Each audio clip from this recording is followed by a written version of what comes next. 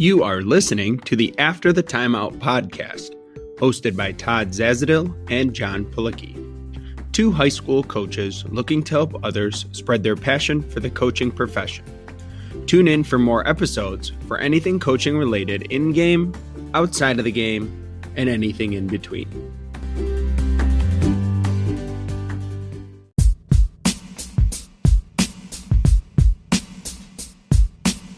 On today's episode, brought to you by VREP's Virtual Playbook, we are joined by Ido Singer, assistant women's basketball coach at UNC Greensboro. Coach, how you doing? Thanks for joining us. Thank you so much for having me. I'm fired up to be on right now. So we like to start with we call that like pregame warm-ups here. All right, we're just getting ready, getting in the groove, getting up a lather here. So we saw you play professionally in Israel. We just wanted to kind of have maybe you had a fun or interesting story about how it was, playing basketball in Israel and your time there, and we always like to find different angles from different places, so we thought that'd be a fun way to start. Yeah, I mean, I grew up there, so the system over there is a little bit different than it is in the States, where you grow up through the youth teams and you keep moving on with your age group, and it kind of weeds out the players who aren't going to play professionally as a natural progression of growing up. But for me, I was fortunate enough to hit that growth spurt and to hit that, athletic spurt right on time. Not that I was ever very athletic, but my timing was good and I was able to move up in the profession. And when I was 17, I was able to start playing professionally over there. A year into it, not even a year into it, but in my first year, we were playing this preseason practice game or scrimmage against this Italian club called Reggio Calabria. And on that team was a very promising young player. I think he was 17 at the time or something like that. And his name was Manu Ginobili. And so for me, I didn't know who he was other than the scouting report. What I was told is that he was the best talent in Europe for that age. And I knew I wasn't really going to play. I was just basically a bench warmer. I was this young kid at the edge of the bench, and maybe I get in for 10 seconds at the end of games. And that was great for me because I just wanted to practice with these guys. But in that scrimmage, coach calls my name with 2 minutes to go. So I get in the game, and Manu's still in the game. And so I'm 6'4" on a good day, but I played kind of like the 3-4, mostly the 4. So I wasn't matched up with him, but I get him on a switch. And I see that, the other guard is about to get in. So I know they want to get him out of the game. But we're in a possession. I get him on a switch. And the second he noticed me, he kind of took a dribble back. He cleared everyone. And I go, oh, boy, here we go. So I kind of try and get in the best stance that I can find. And, he does one of these things. He's a lefty. So he was dribbling with his right hand. And then he took the ball from his own right hand, kind of like a sham guard. And the second he did that thing and he leaned one way, I fell the other way. And then he pulled up right next to me, obviously hit it, helped me up and said, nice basket, right?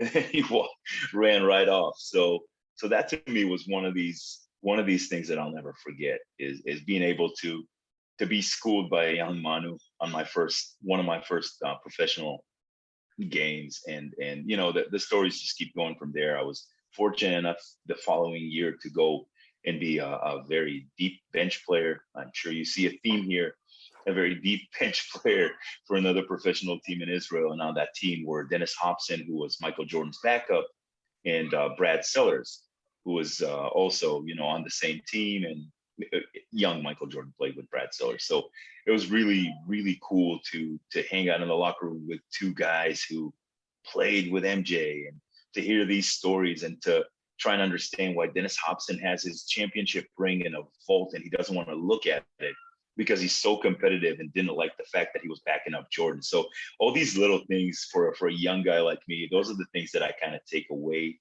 from that experience. I wasn't the best player. I was decent enough to make a living for a few years, but these stories are so such a big part of my career and growing up as a player. We could just do stories from Israel professional basketball there. We got a little Manu, yeah. We got a little Dennis Hobson, all in one story. I'm dating myself, yeah. So definitely. you were previously a head coach at an NAIA school. And, we haven't done a lot of interviews with NAIA coaches. So I thought this would be a different kind of element that we haven't really spoken to our listeners about. Can you kind of talk to our listeners about kind of the similarities and differences between NAIA schools and NCAA schools? Because there are a lot of similarities, but there also are some differences. And then maybe any advantages that you had kind of coaching in the NAIA versus the NCAA. Yeah, for sure. So it was so new to me. I was coaching at an NAIA school, and it was the only NAIA school in New England. And so we had we had a conference, but we had no conference rivals anywhere near us. So we had to play everything out of conference. We played one conference game, and then we would kind of move on to the playoffs if our record allowed for it. But it was a completely different experience for me. It is super competitive. I mean, if you play NAIA, you can play, right? If you play D3, you can play. If you play D2, you can play. So it's super competitive. But as a coach, it was very different than what I was used to, in the sense that recruiting was wide open. I was literally able to go watch a game anytime I wanted to. At halftime, I could walk down the floor, talk to the player, and I'd be fine. So NAIA allows you to recruit 24/7, 365, no matter what the situation is, which kind of gives you a bit of an advantage from a disadvantage standpoint, because not a lot of players know what NAIA is. So we always had to educate and say, it's the same. It's just a different governing body. You have opportunities to play. You have scholarships. This is what we have to offer. So you constantly have to learn how to sell and how to spin a little bit. And that's what we are. We're salespeople, right? We're trying to make sure that people understand that we have a great opportunity here, and kind of tying everything together with a bow. It's an opportunity to play. If you can play and there's an opportunity like that for you, I thought at the time that we were providing something that was really unique, a unique experience, a good place to play, and you get a scholarship. There's nothing wrong with that. So it's just a little bit different, but it's still basketball. Yeah, that's what I did. I did some JUCO coaching too, so it's the same way. It's just show up and be like, hey, and the other coaches, the D3 coaches, are sitting there looking at you like, oh man, this guy. But so you have your bachelor's degree in psychology. We've had a few mental health authors on. We had Julie Forney on, but we wanted to just talk to you about this is such an important topic that I feel like up until just recently, it hasn't really been an aspect of coaching, right? It always probably should have been, but for a lot of coaches, it wasn't, because they're, you coach how you were coached. So what things can coaches do, in the mental game and psychologically to give their team an advantage over other teams, whether it be preparing for games, whether it be, with their confidence, whatever it may be. So I saw this really cool thing on Twitter, because I troll that place a lot. So I saw this really cool thing, and it said E plus R equals O. And when I dug a little bit into that, it basically means event plus response equals outcome. So your response to a certain event equals the outcome of what's going to happen. So if you have an emotional response to an event, your outcome might be that of an emotional standpoint. Whereas sometimes you have to be more practical. Sometimes you have to be more pragmatic. Sometimes you do need to be more emotional, but it's not always the same. So what I struggle with as a coach is I'm an emotional coach. I am all about the passion. I love to give immediate feedback. And what I've learned is that it doesn't work for everybody. And you have to really know who you're talking to in terms of your players. Do they need positive reinforcement? Do they need do they need you to be that giddy up person? Do they need you to get in their face every now and then and wake them up? But it's not the same for everyone. So you have to always remember, what am I responding to? Do I always need to be at 100? Do I need to tone it down to 50? And how are they going to what's going to be the outcome of my interaction with them? And I think when you're coming from a place of empathy, it's very, very helpful when you have interactions with people. Because at the end of the day, everyone has a bad day. Nobody wants to miss a shot. Nobody wants to, blow a defensive cover.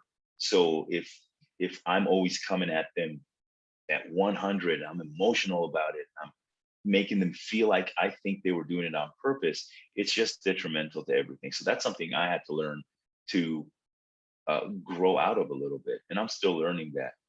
But I think at the end of the day, you have to remember that they're people. So today we had a shooting drill. I have a little stretch four group that I was working with, and they're all good shooters. And we had this shooting drill that they've done many times, and we know what numbers they usually get. And they weren't anywhere near those numbers, to the point where I thought that basket was jinxed or something today. So everyone was missing shots. They were nowhere near their targets. And we kind of, when we broke it down at the end, I said, well, that was kind of rough, right? And we're all like, look around, we say, yeah. And I said, so that's going to happen in the game. You're going to have those days where you can't shoot anything. You can't make anything happen. And you have to find other ways to help your team. But the first thing is, up here, in your mind, you can't beat yourself up when you make mistakes like that. It's what you say to yourself up here that really makes what you do next either count or count against you. So we're just talking about positive self-talk and making sure that when you make those mistakes, you don't beat yourself up, because that's just like doubling down on something you don't always have control over. So I think it's something I have to remind myself all the time, and I have to remind my players all the time. Just stay positive, don't have an emotional response to everything, and just try and move on to the next rep and just try and do better. We're all trying to do well. So that's it. I really like what you said. At the end of the day, remember they are people, and it's so simple, but sometimes the simplest things are the best things. Just remember that they're people. So I thought that was really well said. You had kind of, in that answer, you kind of hit on what I wanted to talk about next, which is you have a very strong presence on Twitter. Todd and I joked with you, you're always liking our stuff, which we appreciate. But I wanted to get into social media as a platform for coaches.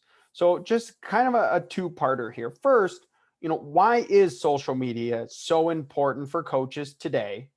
And then, have you found anything on social media that can aid coaches that others may not use it for? So maybe a secret that you want to give our listeners on how you use social media, maybe in a different way.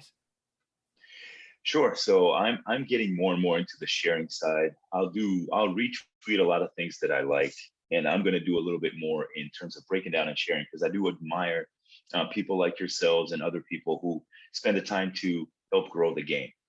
And like you said, there's so much gold in the ground right there in social media.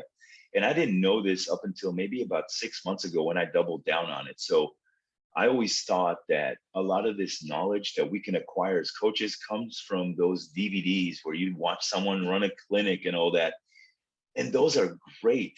But if you really look at it, and I'll be more than happy to share with anyone that listens to this, I'll share with you my list of YouTube channels, my list of Twitter handles, and my list of Instagram, because those are the ones that I'm really active on.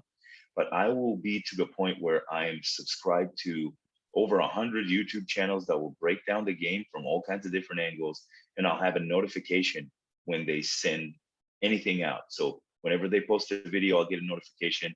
And my system goes, I look at it real quick. I don't always watch the whole thing, but I'll put it in a playlist on YouTube, and I'll have playlists for different things. And I'll have, this week's watch this week. So if there's something I need to watch this week, I'll also put it on that playlist, and I'll go through those things, and everything is kind of categorized. But I'll do that for YouTube. I do a similar thing for Twitter, where I have all these accounts, and I'll just go through my X's and O's playlist, and I'll highlight and I'll like things that I like, and I'll send them to my notes app. And I do the same thing with Instagram, where it's something that I like, you can put it over there in your saved folders. So I have all these different places on social media where I can grab ideas, get information, and grow. And I think there is absolutely no excuse. None of that costs any money. So I understand if you don't want to pay Championship Productions $40 per DVD. Great if you can, awesome. Support these coaches in these places. That's great. But that's not an excuse not to learn. You can always find ways to grow. And I think social media gives you a free way to just really learn from coaches and people from all over the world. So happy to share that with anybody that cares. But I can take 2 weeks and go through everything that I have right now, and that wouldn't be enough time. So it just keeps growing, and I'm not going to get to all of it. But if I ever want to find creative ways to attack off of a side pick and roll when there's a hedge, I can look for that in my folders, and I'll probably find about 15 videos talking about that from all over the world. So if you want to grow, there are ways to do it, coaches, and I'm so glad you asked that question, because that's one of the things that I like to share all the time, is go out there and find those great creators, the people who share the game, and learn from them. And I do that every day. All right, so let's talk pods a little bit. I know you were doing a pod up through last year, and I think you took a little bit of break, right? You're with your one last thought, but I always thought it was a great concept by you, because of, you know, it was kind of quick to the point, and it was different off of basketball. But I wanted to talk to you about that, and when you started putting it together and creating it, what was your goal? What was your goal doing that podcast? And then how do you feel podcasts have helped the coaching profession? Maybe not even the coaching profession, but just professions in general for the better? Ooh, I'm addicted to podcasts. I'll listen to them anywhere and everywhere I can. I'll listen to them on the road. I'll be in a gym during evaluation periods, and I'll have my headphones in my ears just like that, and I'll listen to podcasts, and I'll bookmark things that I like on the app real quick in between watching games. So I'm addicted to that. And if I can learn something, and it doesn't have to be basketball, I love true crime podcasts, so I listen to that stuff too. And those are some guilty pleasures. But for my podcast, the idea behind it was just to share a powerful idea. And I didn't want to direct the conversation this way or the other way. I think each and every one of us has some kind of life lesson that they can impart on other people. We all have rich experiences. They're all coming from different places. No two people are the same. And the older I get, the better I understand this. Everyone has a story to tell. Everyone has something to give. And you just have to ask that question. And the question I always ask on the podcast is, if you had one life lesson you wanted to share with the next generation, what would that be? And what I do is I'll take two people who roughly talk about the same thing. I'll cut up their quick answers, and they usually record anywhere between 1 to 3 minutes of their thoughts, organic thoughts. I'll cut it up and I'll mash it up together. So I'm putting them in a conversation that they never had, talking about the same thing. We just go back and forth between the people, sharing, and it just became this maybe 10 to 12 minute podcast that I put together, and I put it out there for about a year. Life, kids, and work kind of caught up with me, so I wasn't able to keep up with it. Trying to figure out a way to do it. I still have a bunch of stuff that I can go through and put out there, probably another 50 episodes if I had the time to cut them up, but taking a bit of a break. But like I said, everyone has a story to tell. I felt like that was a cool way to put it out there. And so I just wanted to be a conduit to that kind of information, that kind of sharing.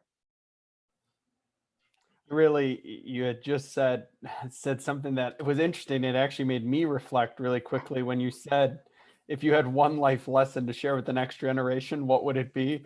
And then I already started to think, what would mine be? So I'm kind of curious, before we move on, if you did have one thing you wanted to share with the next generation, what would that be? See, I've been asked that a few times, and every time I've been asked, I'm in a different place in my life, and my life lesson changes. I think not if, you just asked it. So on the spot, I would probably say, find your why, which isn't very original, but find your why. And to kind of tie into that, don't look for anybody else's why. And the reason is, for the longest time, didn't know why I wanted to coach. I knew I wanted to coach. I knew I wanted to be a college coach. but I didn't know why. And I kept trying to assign other people's whys because they sounded really cool. I mean, like, man, I wish I had that why. That's a great why for coaching. Or this sounds really cool. But that's disingenuous, and it's not me. And it took me a long time. It took me maybe 35 years to figure it out. And I realized that at the end of the day, I wanted to create. My why is to create. So if I can create better people through basketball, if I can create better players through skill development, if I can create a podcast that makes people reflect and think and share, if I can create better processes for us to win, to get better, if I can create a better life for my family, I'm all about creating. I'm always looking for ways to make things better, to make things nicer.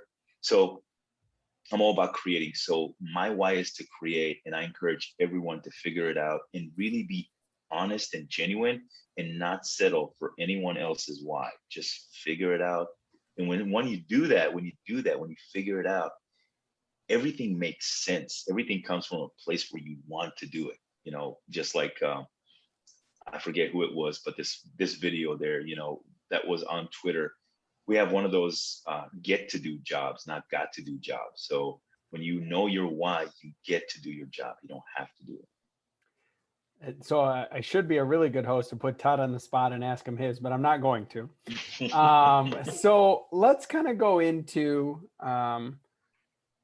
what is something that you learn that we can do better as coaches in the last year and a half. So maybe through COVID, something that maybe we all learned that we can do better, something personally you learned that you can do better.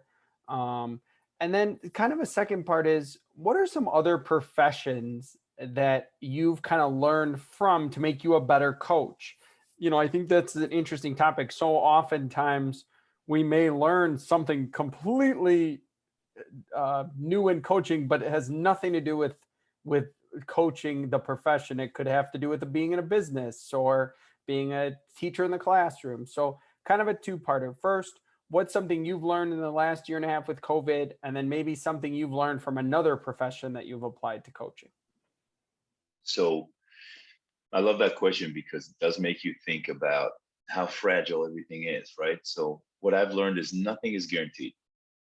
One day you wake up and this is your roster. You go to sleep, someone's a close contact, and now this is your roster. So we make all these plans and we try and figure things out because that's our job. That's what we're trying to do. We're trying to troubleshoot for any kind of scenario. And then COVID comes and tells you, now this is what you got to work with. So we always have to pivot and adapt. And I think that is something you take with you. And I think most people in the professional setting or in any setting ever since this pandemic started, we had to pivot and adapt. We no longer can just sit there and say, oh man, it's so bad because of COVID.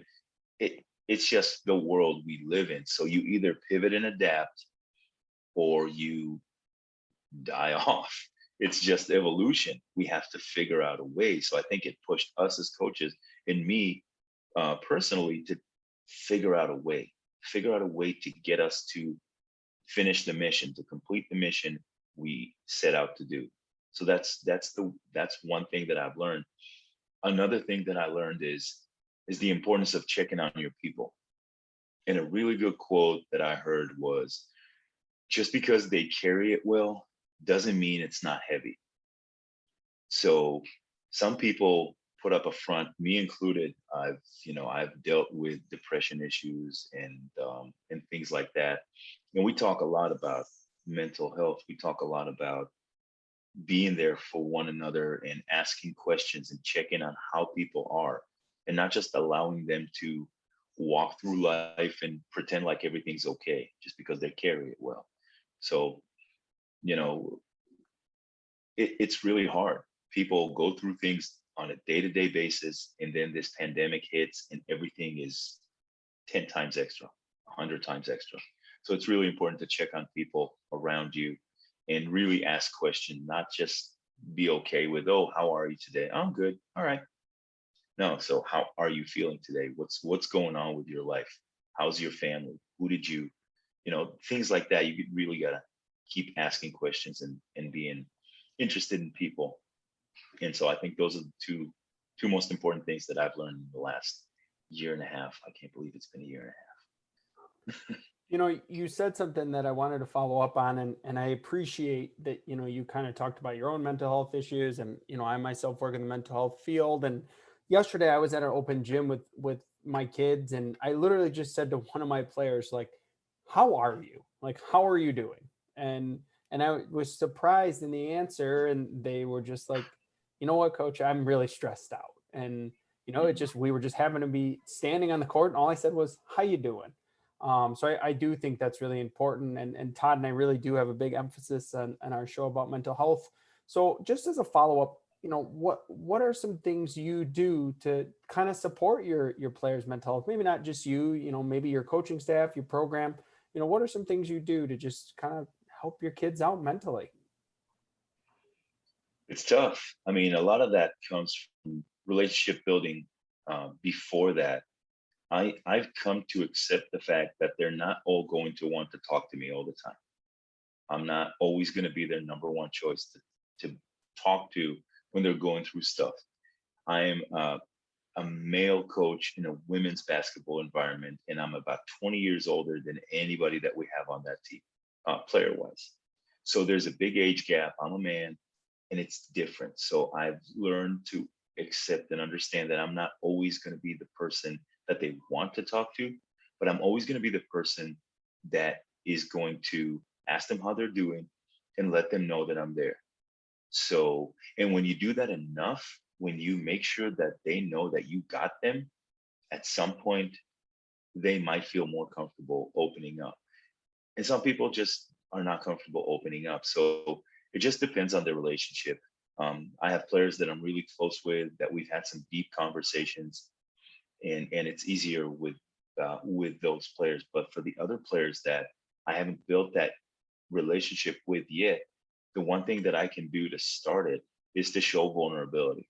It's to tell them what I'm going through. It's to bring them in and talk about my family. And when I talk about my family, I never say my wife, my kids. I'll use their first names. And I think that's a small thing, but at the same time, I'm bringing you into my family. I'm telling you their names. I'm telling you stories about them. And I'm telling you what I'm going through and what we are going through as a family. And I think at the end of the day, you can't force people to talk, but you can show them vulnerability. You can show them that there's an open door and there's an opportunity, and you can be a good listener. So if at any point they want to talk, I'll be there to listen. And that's really all I can control. So just trying to stay consistent with that, be open and vulnerable, and hopefully I'll be able to be there for someone when they need it. I loved what you just said about showing your own vulnerability. I think that's a special thing, and I think that is truly how we are able to relate to our players. And then using your family as an example, I think that's amazing. So really, seriously, thank you for sharing that. The other thing I wanted to hit on is, let's kind of, I was just showing you before the episode, I just got the Coach's Guide to Teaching, and we talked about different ways players learn. I think so much of coaching, and I've been on my soapbox about this, is auditory. But if you ask most people, nobody learns best auditorily. Almost everybody learns by seeing it or doing it.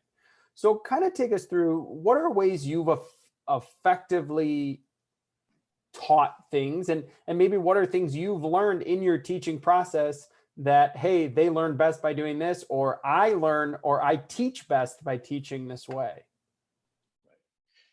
So learning from other coaches. So I watch a lot of videos, and what I liked from so Ryan Pinon, really good teacher of the game, and had the fortune to be able to talk to him on the phone. He's such an open book. What I noticed about him, and he said that on another podcast, is that he will practice his timeouts. He will time himself. He will record himself in his office, and he will play it back and see what it sounds like so he can do a better job. And I thought that was incredibly cool. I think it's one of the best ways that you can improve and be critical about how can I do better for my players, because we can always do a better job.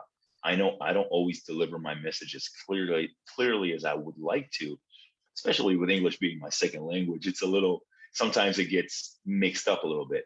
So I can definitely improve on that. So when I heard him say that, it made me want to record myself and see how I deliver my messages. So that's something I'm working on right now. But it's funny when you ask players, so how do you learn best? Do you like to watch film? Do you like to walk through the plays? Do you like to draw it yourself? Do you like it when I show it to you? And a lot of the times, what they think they actually learn through isn't actually how they retain the information the best. So what we like to do, and in skill development, you always want to explain, demonstrate, have them demonstrate, and then fix whatever you need to fix, and then repeat. And so with film, when we're showing a scout or when we're showing some kind of action that we want them to learn from, what we'll do in scouts is we'll have the video, we'll have an animated X's and O's diagram that moves around. We'll also have them draw it, and I'll have them explain it to me, and we then walk through it. So they're watching it in different ways. And so one of these ways must stick at some point, but we do a lot of it. And I don't expect them to know everything when we go through these things. That's why we keep going through it. And why don't you draw it out? Tell me what you see, and then we kind of work through that. But yeah, I think people retain information in different ways. I think it's our job as coaches to present it in as many ways as we can, and then try to identify what is best for them. Some players just need to walk through things, so we'll walk down to the court and we'll walk through things. And so we just need to, again, listen and try and figure out which is the best way for them to retain that information. And then we just keep moving from there. I really like that drawing piece too, because a lot of times you'll get the confirmation, oh yeah, I got it. But then you go out in the court and you're like, wait a minute, what just happened here, right? We just, or you go through a 5-on-0, go through it on air, whatever it may be. So I like. Yeah, you'd be amazed how many players don't know what the lines stand for. They don't know that a dotted line is a pass versus a squiggly line that's a dribble, and they don't understand. So it's eye-opening, and it's not their fault, because we assume that they know. We have this curse of knowledge where we think whatever we know, they know sometimes, and that's not the case. We have to ask the questions. We have to ask them to do it, and then we see what we need to fill the gaps in on. All right, so I want to go more into the player development now. You've coached at pretty much every level. You've been there, you've done that, you play professionally. If we're boiling it down to our core concepts, okay, at kind of all levels, what are our core concepts of player development? I am a big believer in skills over drills. I think we need to identify the skills we want to teach, and then figure out which drills are closest to game situations, and then go from there. I think a lot of coaches like to accumulate drills, and drills that look cool. And sometimes I'll see youth coaches run through drills that I see NBA trainers show on Twitter. And the kid can't really dribble with his weak hand, and then he's supposed to go between the legs, behind the back, split two defenders, 360 spin, and fade away. And I don't understand why we do these things to these kids. I think teach the basic skills and then improve on those, double down on what these kids really do well as they get older. And then we move from there. I just think there's so much fluff around the game. I'm a big believer in basic footwork. And I believe that you can really narrow footwork down to 5 things. That's it. 5 things you can do with your feet, and then learn how to put combinations together. And then you take your game from a finite game to an infinite game, depending on your creativity. So I really do think skills over drills, and I start everything from footwork, and I usually go from there. I may be very, very basic, but I think the more you grow with it, the more your foundation is strong. And I know a lot of coaches know this. The fundamentals are always going to be there. They're always going to work, and they've worked for many years because they work. And I think you lay those down first, you get the skill down, and then you can move on to whatever James Harden 17 step back drill you want to put in. All right, so you led us into that perfectly. I think when we first started messaging, right, I talked to you about how I went back and your footwork playbook, right? And you just talked about your 5 footwork fundamentals. So let's get into that a little bit. Maybe your 5, and then positionally, what some must-haves for footwork. Sure. 5 footwork things you can do with your feet. Oh, wow. Grammatically, that was disastrous. The 5 things I believe you can do with your feet, and that's offensively and defensively, are front pivot, back pivot, or reverse pivot, or inside pivot, whatever you want to call it. So front pivot, back pivot, drop step, and then a step through and a sweep. That's it. And I feel that I can show many different ways to do the same stuff. So a step through, for example, is when you take a step, your feet go kind of sideways. I know this is pretty bad for anybody that listens through audio only, but when your feet go one in front of the other, we usually do that. We call that an up and under, right? You front pivot and then you step through. That's your up and under. You do the same thing when you cut to the basket as a backdoor cut. So if you can train your step through the up and under, your feet already know how to do that for the backdoor cut. So all you got to now look at are your length of step, your angles, and your balance.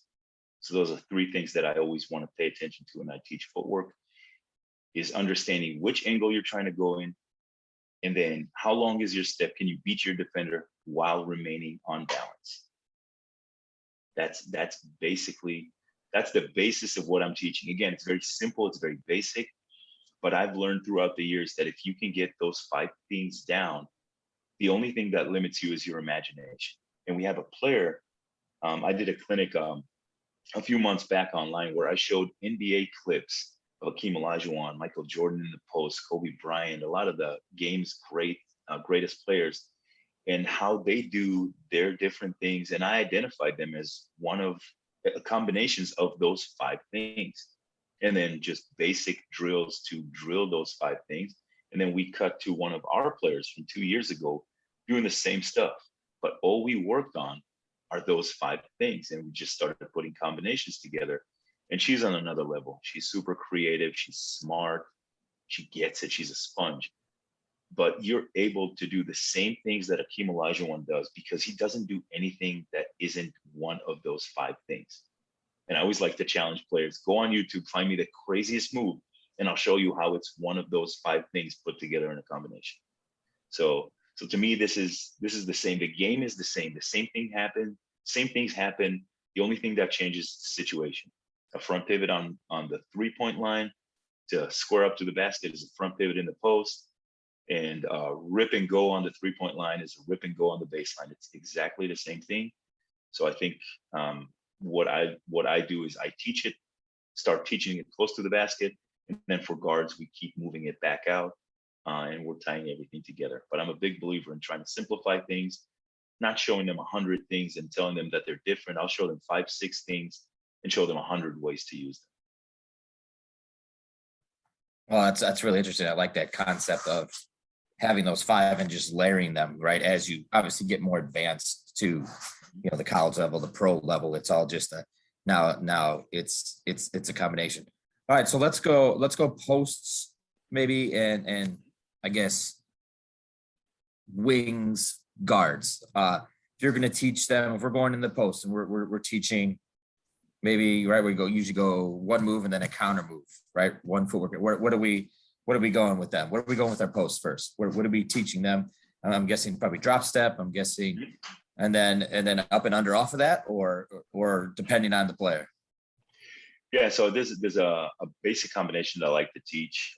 We'll do a drop step into 2 counters. So we'll start by drop stepping to the middle. And then it will be a dribble to the middle, maybe 2 dribbles, and then drop step baseline. So you're basically doing the same footwork: drop step middle, drop step baseline. And the way I layer it is we go for the next part of that combination will be drop step middle, fake baseline, front pivot, and shoot. So now you're in front of the basket. And then the next part of that combination will be dribble middle, drop step baseline. I'm sorry, fake baseline, front pivot, step through. So you're kind of layering things together. That would be a very basic combination that I would put together for a post player that doesn't really have a face-up game. So we'd start working on that. But the way I would teach those things, I wouldn't put it in day one. I would have them go. I use chairs a lot, so I'll put 2 chairs on the side on the lane, and I'll just have them run side to side, grab the ball off the chair, and drop step baseline. Then run to the other side, grab it, drop step baseline. And what that does is it makes them drop step. On one side, they'll drop step with the right foot, and on the other side, they'll drop step with the left foot.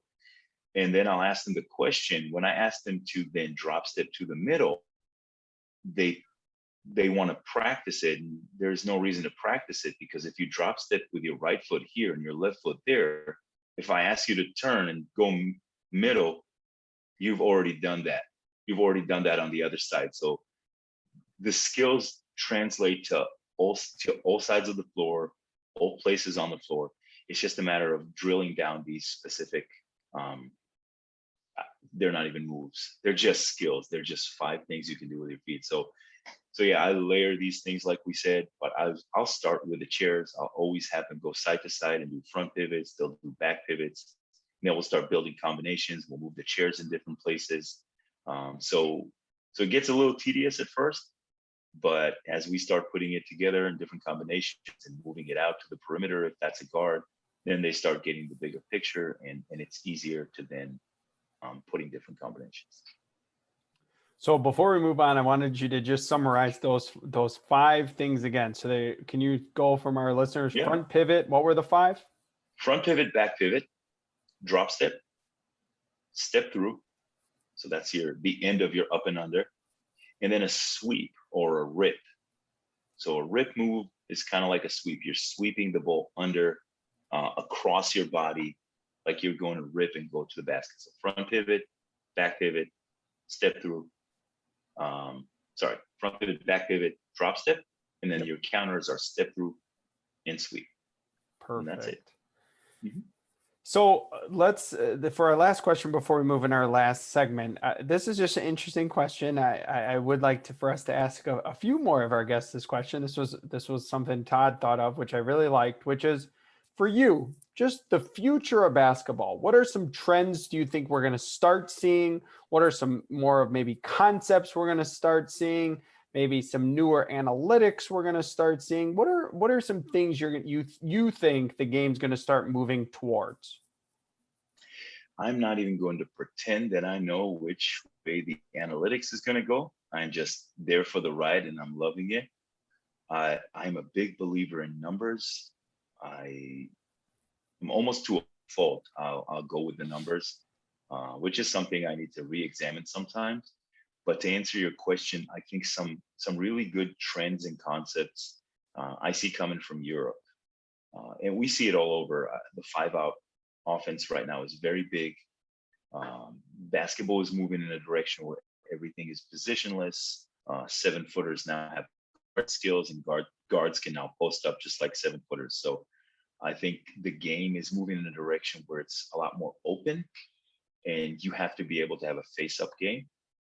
But at the same time, I see other things where more traditional formations, like a 3-out, 2-in, are still thriving, at least in Europe, because teams are using more and more of the short roll, and they're teaching their bigs how to short roll to areas where the defense has to help in and tag and rotate, and then having those bigs make decisions.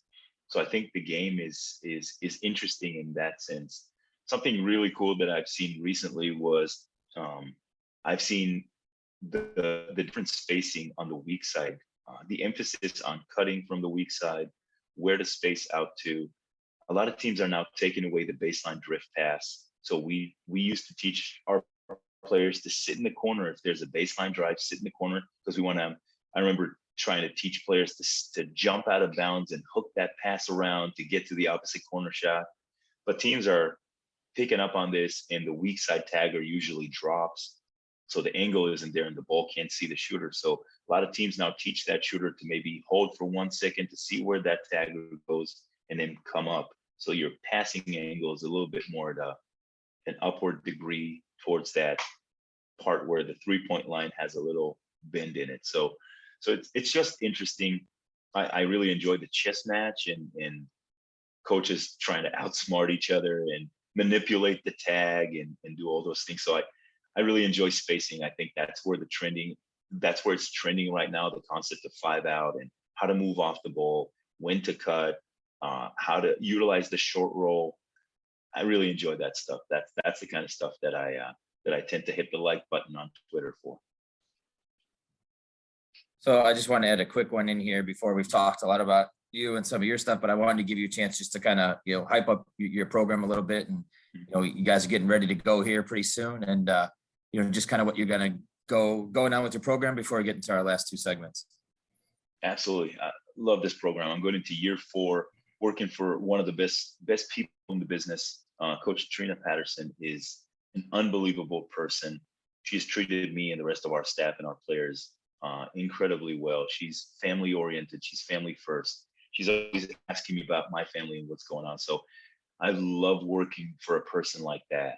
It just adds so much more value to the position because, it's really important to work for good people. And if you work for some people who aren't like that, you appreciate the ones who are. So I'm in a really good place, really good situation going into year 4. And we have a very exciting group of players. We have a lot of young players on the team this year, but so much talent. We were hit hard by COVID last year. We lost a few players to injuries, to season-ending injuries, and our season was going to look one way and it looked a different way.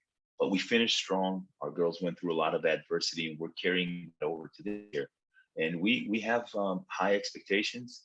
We're going to be a lot of fun to watch this year. We're going to run some funky stuff. And it's going to be fun. And I love working with this group. I have my 6'3" center that is an absolute stud. And, I work with the post. So we got a really good group. We got some shooters, drivers, passers.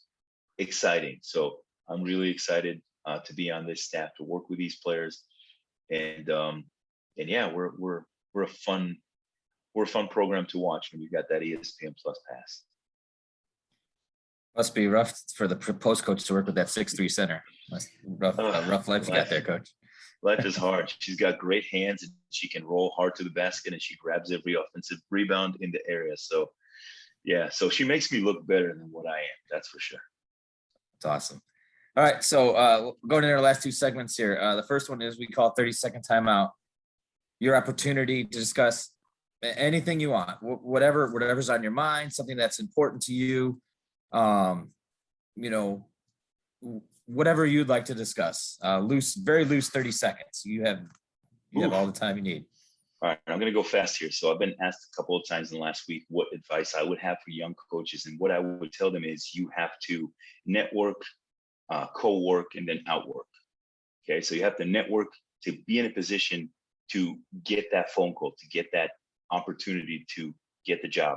And then when you get that job, you have to co-work. You have to be the best person you can be for your head coach. You have to be the best person on staff, the resource, learn everything you can so that you can help. And then at the end of the day, you have to outwork. This is a job where you have a lot of talented people around and you have to always grow and get better. So you have to outwork people. And it's just something that you can't sleep on. So network, get that opportunity, co-work, be the person that you want to be, that people would want on their staff, and then outwork.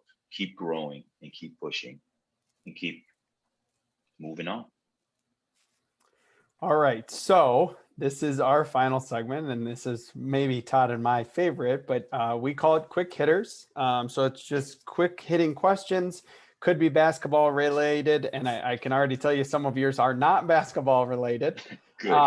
So we will start off with, for you, and you don't have to say ours, it's good.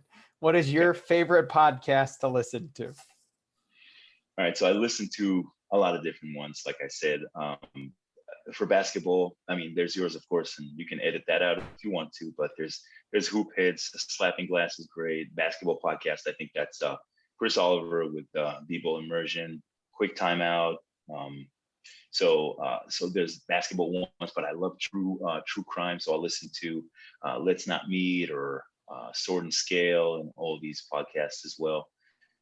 Yeah, we can have, it'll be a media timeout if we have to go through all my podcasts. Todd, I'm just editing out everybody else he said. I'm just keeping ours and then just put ours in there. Yeah, exactly. Creative license, right? Oh boy. Person you get called by the most, not in your family.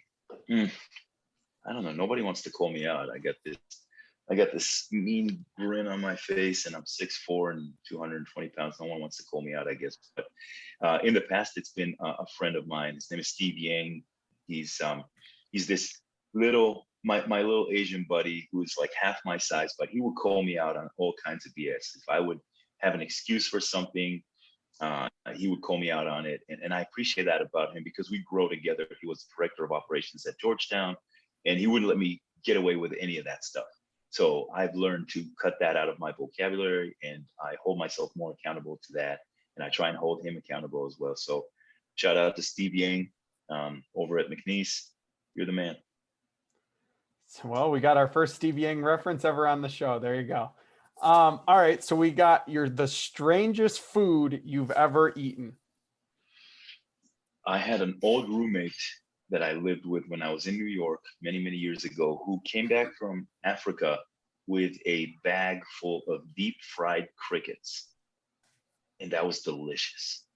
That was absolutely delicious, crunchy, sweet. I think it was teriyaki. Like they deep fried it and then they tossed it in teriyaki sauce. Delicious. So weird, but I would eat it again for sure. Yes, if you deep fry, it's deep fried, so it's got to be good, right? Deep fried anything, exactly. Your biggest pet peeve? I dislike people who are not passionate about what they're doing. Dislike might be a strong word, but I don't appreciate it when someone is taking a position or an opportunity from someone else who may have way more passion than they do. I think if you're going to do something, do it with passion, do it with integrity, or step aside, because someone else wants to do this job, and we just can't take up that spot. We gotta approach everything with passion. That's an interesting one. Now that you say that, I kind of don't like that either. But all right, so you're 10 feet from the basket. How many shots are you making? 10 shots, 10 feet from the basket. How many are you making? Am I guarded or unguarded? Unguarded. Unguarded. In my prime, probably 7 or 8. Are we using the glass?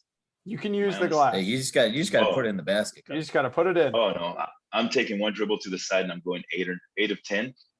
Now probably 4 or 5, but back in the day, 7 or 8. Yeah. A place you never got a chance to play but wish you had. All time, Madison Square Garden. But if I could choose a place anywhere to play again, it would be the court right by my childhood home and the people that I played with. I'm very sentimental, so if I could do that, I will. You gave me the 2 and I could do that, I'll do that. All right, hold on. Then before we move on in the quick hitters, okay, I want a quick story from your childhood court. You're playing with your buddies, you're playing with whoever you're playing with. Got one for you. What do we got? I got one for you. So I was 17 and I finally discovered that I can jump over an iPad. So got my hops. I was able to get up a little bit. And that court, we lived in a neighborhood where the mayor of that city lived at the other end of that neighborhood. Really nice home, not where I grew up. I grew up in a not so nice home area, but that court was great. And realized I can jump. We're all warming up to play. It's Saturday afternoon, maybe 3 p.m. People start pouring in. And I get up there and I grab the rim with 2 hands on a dunk, and the backboard snaps in the middle, and I come down on my backside with the rim on top of me. Like the whole thing came down, the supporting beam started bending down, and they all look at me and they're like, great, you ruined our weekend. And so my mom was smart enough and said, let's write a letter, let's slide it under the mayor's door and see what will happen. So wrote the letter, asked them to replace the basket, slid it under the door. On the following Monday, 2 days later, we saw all these crews over there putting up a new basket, new supporting beams and everything, and it was ready for next week. So I ruined everyone's Saturday, but then I made the next one. So that's the old court. There you go. All right. So if not coaching basketball, so you're not coaching, you can do any other job in the world, what would you do? If someone wanted to pay me to do that, I would travel the world. I would love to travel, keep a vlog or keep some kind of record of it. And I'd love to travel. I'd love to do that with my family. Love traveling. But if nobody wants to pay me for that, that's fine. I'll just go and do my podcast. I really enjoy doing that. I love that medium. I love learning from people and talking to people. And I've made some really good connections through that venture. So yeah, it would probably be either podcast or travel the world. Coach, we can't thank you enough for joining us. I mean, there's so much good stuff there from basketball to just life in general. I encourage all of our listeners to follow you. We retweet a lot of your stuff. We'll put all your information out there so they can get at it. I'll send out the Coach Tube link and all that for all your awesome stuff and content you have out there. So we appreciate it and can't thank you enough for joining us tonight. Thank you guys so much. I loved it. This was a lot of fun. I really appreciate the opportunity to share and talk to you guys, and I'm glad we got a chance to get this going.